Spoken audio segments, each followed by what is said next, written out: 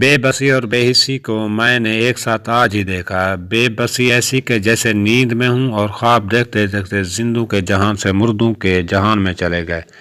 بے بسی ایسی کہ سب کچھ ہو سکنے کے باوجود کچھ نہ کر سکے۔ بے بسی ایسی کہ جسمانی طور پر چاقو چوبند ہونے کے باوجود ایک دریچہ تک نہ کھول سکے۔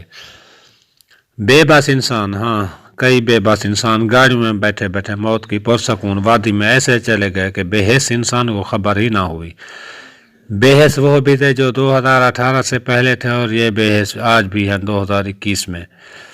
بے حس بھی اتنا کہ معلوم تو تھا کہ 20,000 گاڑیوں کی جگہ والے علاقے میں 1,50,000 گاڑیاں داخل ہو چکی ہیں، مگر ان کو روکنا اور ان کی پروٹیکشن کرنے کے بارے میں ان لوگوں نے سوچا تک بھی نہیں۔ بے حس اتنی بڑھی کہ انہی لوگوں کو پیسے اور نام دینے والے برف میں پھنسے رہے، لیکن ان کو اپنے کمبل سے نکلنے کی فرصت ہی نہ رہی۔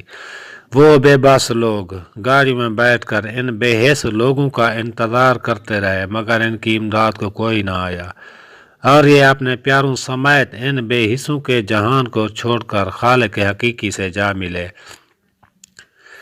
بے حس لوگوں کی نگری میں احساس جگانے نکلے ہو، بیٹھے بیٹھے یہ کیا سوجھی، کیوں ذات گنوانے نکلے ہو۔